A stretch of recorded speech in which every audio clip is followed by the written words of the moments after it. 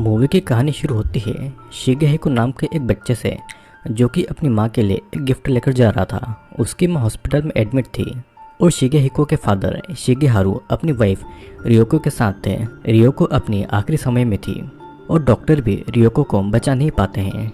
शिगेहारू के सामने ही अपना दम तोड़ देती है। तभी वहाँ पर शिगेहिको आता है गिफ्ट लेकर और वो आखिरी समय में अपनी माँ के साथ बात तक नहीं कर पाया था और अब शिगेहारू को अकेला ही सब कुछ संभालना पड़ता है और उसे ही अब अकेले शिगेहिको को बड़ा करना था। अब इसी तरह 7 साल बीत जाते हैं और शिगेहिको अब बड़ा हो गया था। शिगेहारू ने रियोको के मरने के बाद अपने बेटे की जिम्मेदारी अच्छे से निभाई थी और जिम्मेदारी के चक्कर में शिगेहारू ने दूसरी शादी नहीं की थी।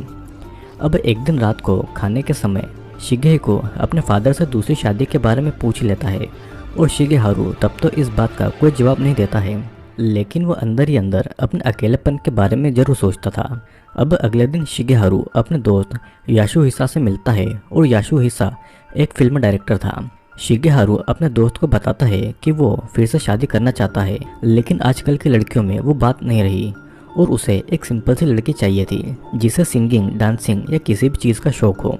इस उम्र में वो शादी के रिश्ते को खराब नहीं करना चाहता था, तो अच्छे से सोच समझ कर ही वो लड़की चुनना चाहता था। यासुहिसा के पास में एक रोमांटिक फिल्म की स्टोरी भी थी जिसके लिए ऑडिशन लेकर उसमें से ही वो एक लड़की शिगेहारू के लिए चुन सकता था। फिल्म की हीरोइन 20 से 30 साल के बीच में होगी जिससे शिगेहारू के पसंद के हिसाब से सिंगिंग और डांसिंग आता होगा। सारी लड़कियों को तो शादी के लिए इंटरेस्ट ही नहीं होगा, पर उनमें से 1% तो ऐसी होगी जिससे फ्यूचर में शादी करना होगी जो कि सिंपल और ट्रेडिशनल होगी। यासुहिसा उसे बस अपने पर भरोसा रखने को कहता है और शिगेहारू भी इस बात को मान जाता है। अब ऑडिशन की बात यासुहिसा हर जगह अनाउंस कर देता है और रेडियो पर हो रही ऑडिशन की अनाउंसमेंट एक लड़की भी अपने घर पर सुन रही थी, पर हमें उस लड़की का फेस नहीं दिखाया गया था। अब अगले दिन बहुत सारी लड़कियों के बायोडाटा ऑडिशन के लिए आते हैं और शिगेहारू हर एक लड़की का बायोडाटा देखने लगता है। अब फिल्म के हिसाब से तो ठीक है, पर अपने लाइफ पार्टनर के हिसाब से कोई भी लड़की उसे पसंद नहीं आ रही थी और वो अपनी वाइफ की तरफ देखता है और फोटो को दूसरी तरफ घुमाकर फिर से लड़कियों का बायोडाटा देखने लगता है। तभी यासुहिसा उसे कॉल करके कहता है कि अगले हफ्ते वही लोग ऑडिशन लेंगे तो वो 30 लड़कियों को सिलेक्ट करें। वो बस फोटो को देखकर उन्हें सिलेक्ट नहीं करें बल्कि उनके बायोडाटा में उनके बारे में ठीक से पढ़ लें।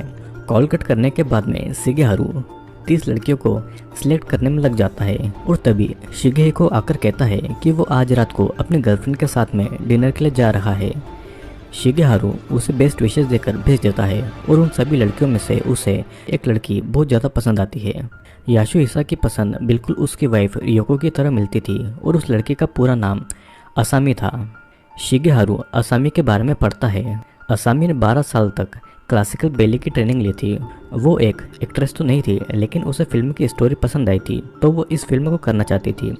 जब वो 18 साल की थी तो उसका हिप डैमेज हो गया था और तब से वो बैले नहीं कर पाई थी और उसके लिए उसका बैले ही सब कुछ था। बैले नहीं कर पाना जिसका मतलब ये था वो एक जिंदा लाश बन गई थी। अब कुछ देर के बाद में शिगेहिको अपने रूम से बाहर आता है और शिगेहिको की गर्लफ्रेंड मिसाजू डिनर के लिए उसके घर पर आई थी। शिगेहारू मिसाजू से कुछ बातें करके अपने डॉग गैंग को अपने साथ में वॉक के लिए लेकर जाता है। अब कुछ दिनों के बाद में शिगेहारू और यासुहिसा लड़की को ऑडिशन लेने लगते हैं और एक के बाद एक लड़की अपना ऑडिशन देती है, पर शिगेहारू को तो सिर्फ असामी का इंतज़ार था और फाइनली असामी का नंबर आता है। असामी अपनी ऑडिशन देने लगती है और शिगेहारू को असामी बहुत पसंद आई थी। उसे असामी के बात करने का और बैठने का ढंग बहुत पसंद आया था। यासुहिसा असामी से काम के रिलेटेड क्वेश्चन पूछने लगता है और असामी कहती है कि उसने किसी भी टीवी या फिर फिल्म में काम नहीं किया था, पर एक डायरेक्टर के साथ उसकी पहचान जरूर थी जो कि एस रिकॉर्ड नाम की कंपनी के डायरेक्टर थे। असामी अपना सारा खर्चा चलाने के लिए एक बार में काम करती थी और बातचीत के दौरान भी शिगेहारू की नज़र असामी से हटी नहीं रही थी। शिगेहारू असामी से कहता है कि अगर उसका हिप डैमेज की वजह से वो बैले नहीं कर पा रही है तो उसे इस बात पर दुखी ना होकर दूसरे कामों में अपनी खुशी ढूंढना चाहिए।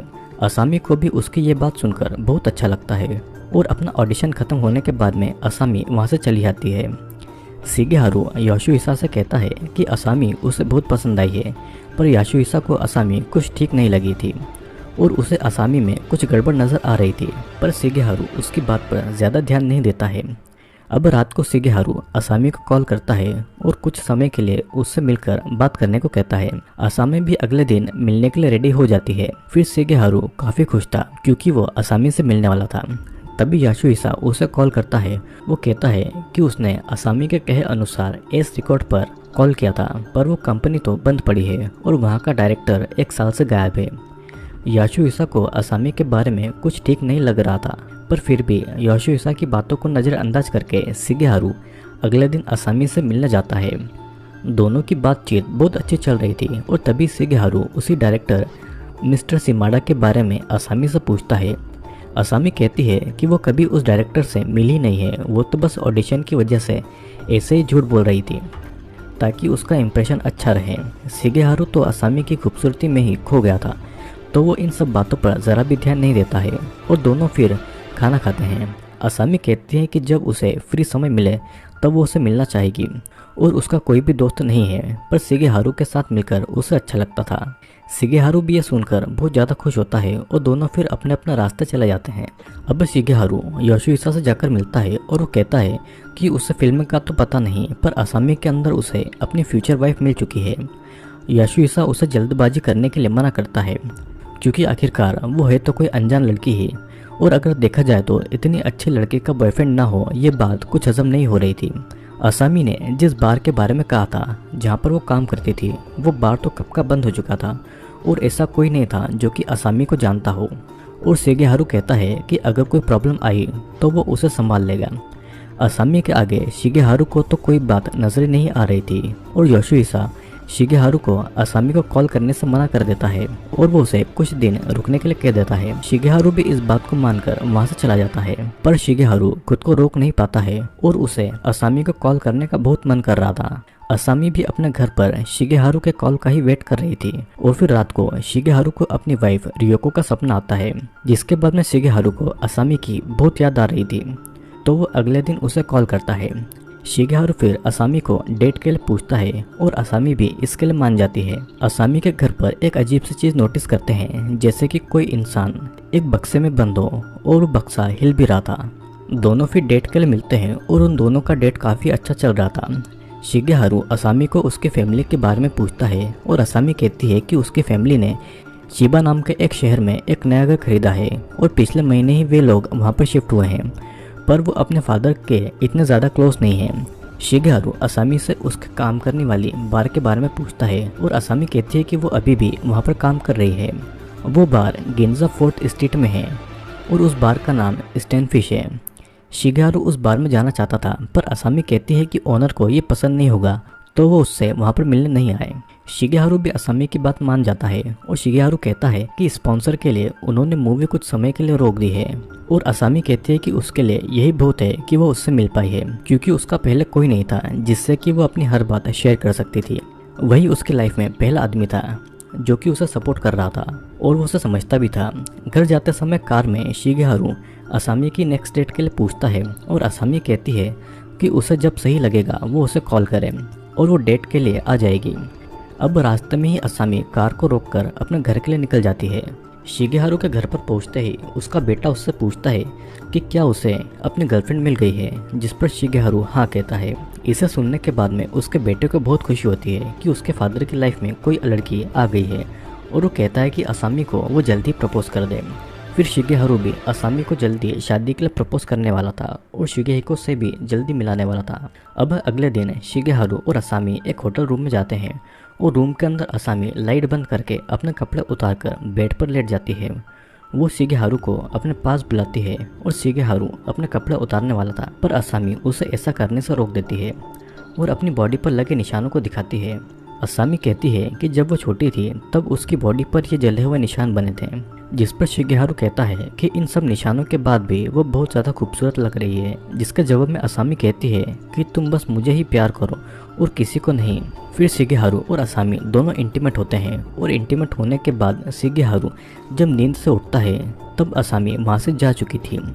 शिगेहारू को समझ नहीं आ रहा था कि इंटीमेट होने के बाद असामी बिना कुछ बताए वहाँ से चली क्यों गई है। शिगेहारू याशुहिसा से मिलकर कहता है कि उसने असामी को कॉल किया था, पर किसी ने कॉल नहीं उठाया और ना ही उसे पता है कि वो कहाँ पर रहती है। योशिहिसा को असामी की बात अजीब लगती है और नॉर्मली ऐसे तो लोग गायब नहीं होते हैं। योशिहिसा के पास असामी का बस बायोडाटा था और सिर्फ उससे ही वो असामी को ढूंढ नहीं पाएगा। योशिहिसा कहता है कि वो असामी को भूल जाए, पर शिगेहारू असामी से प्यार करने लग गया था और आखिर वो ऐसे कैसे असामी को भूल सकता था। शिगेहारू योशिहिसा की बातों पर गुस्सा होकर अकेले ही असामी को ढूंढने के लिए निकल जाता है।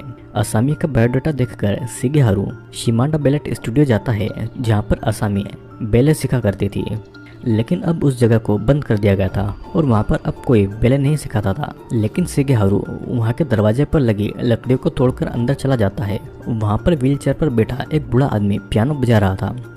शिगेहारू उस बूढ़े आदमी से असामी के बारे में पूछता है और वो बूढ़ा आदमी हंसकर पूछता है कि क्या उसने असामी को देखा है। शिगेहारू को उस बूढ़े आदमी की बातें अजीब लग रही थी और वो वहाँ से चला जाता है। फिर फ्लैशबैक में हमें दिखाया जाता है कि असामी जब छोटी थी तब इसी बूढ़े आदमी ने गर्म लोहे से असामी की बॉडी को जलाया था। अब शिगेहारू फिर से उस स्टोनफिश बार में जाता है जहाँ पर असामी काम करती थी, पर वहाँ पर जाकर उसे एक आदमी से पता लगता है कि वहाँ पर कोई बार है ही नहीं और बार तो 1 साल पहले ही बंद हो चुका है। उस बार के ओनर को किसी ने मार दिया था। शिगेहारू उस आदमी से असामी के बारे में पूछता है और वो आदमी कहता है कि वो इस नाम की किसी भी लड़की को नहीं जानता है और ओनर यहाँ पर अकेले काम किया करता था। लेकिन यहाँ पर एक लड़की थी जो कि हफ्ते में सिर्फ 3 ही दिन काम करती थी, पर उस लड़की का यहाँ पर मर्डर हो गया था। उस लड़की के किसी ने टुकड़े टुकड़े करके काट दिया था और उसे मार दिया था। पुलिस जब उस लड़की की बॉडी पार्ट्स को मिला रही थी तो उन्हें उसकी बॉडी से 3 एक्स्ट्रा फिंगर, एक कान और एक जीभ भी मिली थी जो कि उस लड़की के नहीं थे। और ये सब सुनकर शिगेहारू बहुत डर गया था। फिर हमें शिगेहारू के घर का सीन दिखाया जाता है जहाँ पर शिगेहारू के घर की मेड री उसके डॉग गैंग को खाना देकर वहाँ से चली जाती है। रील के जाने के बाद में घर पर कोई अनजान आदमी घुस आया था, पर वो कौन था ये हमें नहीं दिखाया जाता है। अब शिगेहारू रात को घर आता है और उसका बेटा शिगेहिको रात को घर देर से आने वाला था। वो अपने दोस्तों के साथ में डिनर करने गया था। शिगेहारू सभी बातों से बहुत टेंशन में था तो वो ड्रिंक करने लग गया था, पर अचानक उस ड्रिंक को पीकर वो बेहोश हो जाता है। फिर हमें फ्लैशबैक का सीन दिखाया जाता है जहाँ पर असामी अपने पेरेंट्स के बारे में बता रही थी कि जब वो छोटी थी तभी उसके पेरेंट का डिवोर्स हो गया था और फिर उसे उसके अंकल के घर भेज दिया गया था। लेकिन असामी के लिए उसके अंकल का घर भी किसी नरक से कम नहीं था। उसके अंकल भी उसे बहुत एब्यूज़ करते थे और उसकी बॉडी पर निशान भी उन्हीं अंकल ने दिए थे। उसके अंकल की वाइफ ने उसे एक बार सीढ़ियों से नीचे गिरा दिया था, जिसकी वजह से उसका शोल्डर भी टूट गया था और तब उस डॉक्टर ने असामी को उसकी माँ के पास भेज दिया था। 7 साल की उम्र में ही असामी के साथ में इतना सब कुछ हो गया था। असामी की माँ ने दूसरी शादी कर ली थी, लेकिन उसके स्टेप डैड असामी को जरा भी पसंद नहीं करते थे और वो हर समय घर पर रहकर असामी को एब्यूज़ किया करता था। असामी की ज़िंदगी में बस एक बेले डांस था जिसे करके वो सारे दुख कुछ समय के लिए भूल जाया करती थी।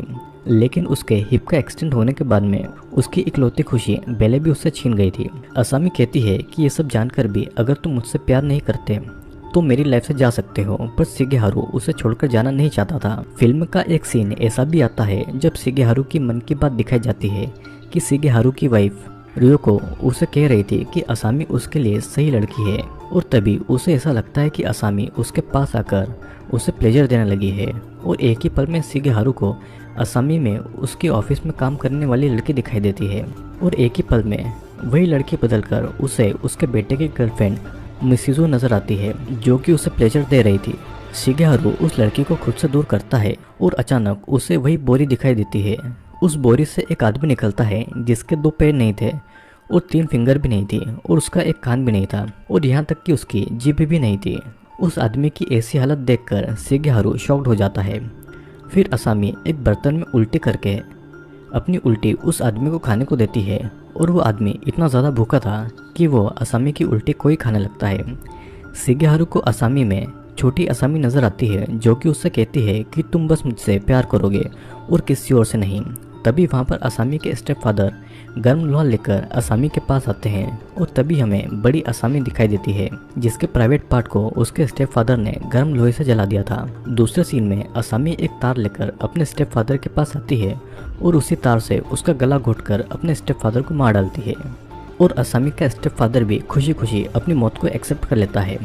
शिगेहारू के दिमाग में हजारों बातें चल रही थी कि वो री, मिसुजो और ऑफिस वाली लड़की असामी सभी के साथ में इंटीमेट भी हो रहा है और उसे असामी के द्वारा किए हुए मर्डर्स भी दिखाई दे रहे थे और उसे रियोको भी दिखाई दे रही थी। सीन फिर से शिगेहारू को बेहोश होने के समय में आ जाता है और शिगेहारू अपनी बॉडी को हिला भी नहीं पा रहा था और वो पूरी तरीके से पैरालाइज्ड हो गया था। तभी उसे असामी दिखाई देती है और असामी ने उसके डॉग गैंग को मार दिया था। कुछ समय पहले शिगेहारू के घर में कोई अनजान आदमी घुसा था और वो असामी ही थी और उसने ही शिगेहारू के ड्रिंक में कुछ मिला दिया था जिसे पीकर वो पैरालाइज्ड हो चुका था। असामी एक इंजेक्शन शिगेहारू की ज़ुबान पर लगा देती है जिससे कि पैरालाइज्ड होने के बाद भी उसे वो सभी पेन महसूस हो रहे थे। फिर असामी बहुत सारी नीडल्स को शिगेहारू की पूरी बॉडी पर लगा देती है और शिगेहारू बहुत तड़प रहा था और वो उस इंजेक्शन की वजह से चिल्ला भी नहीं पाता है। फिर असामी उन्हीं नीडल्स के ऊपर बैठकर उसे अपने अंदर घुसा लेती है और असामी फिर कुछ नीडल्स शिगेहारू की आंख के नीचे घुसा देती है। फिर असामी उसे कहती है कि जब मैं तुम्हारे बेटे को भी तुम्हारे सामने तो मार डालूंगी तुम्हें दर्द का एहसास और ज़्यादा होगा। शिगेहारू असामी से कहता है कि वो उसके बेटे से दूर रहे। असामी को ये बात बिल्कुल भी पसंद नहीं थी कि वो उसके अलावा उसके बेटे से भी प्यार करे। असामी एक तार लेकर शिगेहारू के पास आती है और उसका पैर काटने लगती है। शिगेहारू बहुत तड़पता है और कुछ ही समय में उसके पैर के 2 टुकड़े हो गए थे। असामी उसका दूसरा पैर भी काटने लगती है पर तभी घर में शिगेहिको आ गया था। उसे ज़रा भी नहीं पता था कि अंदर उसके फादर के साथ में क्या हो रहा है। शिगेहिको रेंगता हुआ अपने बेटे के पास जाने की कोशिश करता है ताकि वो उसे बचा पाए और शिगेहिको अपने फादर को इस हालत में देखकर चौंक जाता है। असामी उसके बेटे के पीछे थी और तभी सीन फ्लैशबैक में चला जाता है जहाँ पर वो असामी के साथ में इंटीमेट हुआ था। शिगेहारू अपने पैरों को देखता है और उसके पैर बिल्कुल सही सलामत थे और अब तक जो हमें दिखाया गया था वो शिगेहारू का एक सपना था। तभी असामी उससे कहती है कि वो उसके मैरिज प्रपोजल को एक्सेप्ट करती है और अगर बिल्कुल ऐसा ही होता है तो इस फिल्म की हैप्पी एंडिंग ज़रूर होती है। लेकिन तभी स्टोरी में एक और ट्विस्ट आता है क्योंकि इस फिल्म की रियलिटी तो कुछ और ही थी। स्टोरी फिर से प्रेजेंट टाइम में आती है जब असामी कुछ स्प्रे करके शिगेहिको को काबू में कर लेती है पर शिगेहिको सीढ़ियों के ऊपर भागता है। असामी उसके पीछे जाती है और तभी शिगेहिको लात मारकर असामी को सीढ़ियों से नीचे गिरा देता है जिससे कि असामी की गर्दन टूट जाती है। शिगेहिको पुलिस को कॉल करके सारी बातें बताता है और शिगेहारू असामी की तरफ देखता है। असामी वो सारी बातें कह रही थी जो कि उसने डेट पर शिगेहारू को कही थी और उसके बाद में असामी मारी जाती है। शिगेहारू फिर असामी की तरफ देखकर बहुत ज़्यादा रोता है और ये मूवी यहीं पर एंड हो जाती है। दोस्तों ये मूवी एक बहुत ही ज़्यादा कॉम्प्लिकेटेड और स्लेशर पर बनी हुई है जो कि सभी ऑडियंस के लिए नहीं है और अगर आप में से कुछ लोग इस मूवी को देखना चाहते हैं तो मेरे टेलीग्राम चैनल को ज्वाइन कर लें क्योंकि मैं वहाँ पर इस मूवी को ज़रूर अपलोड कर दूँगा। और अगर आप पहली बार इस चैनल पर नए आए तो चैनल को सब्सक्राइब जरूर कर लेना क्योंकि बहुत सारे इंटरेस्टिंग वीडियोज़ मैं आपके लिए लेकर आता रहता हूँ। तो अब हम मिलेंगे अगले वीडियो में।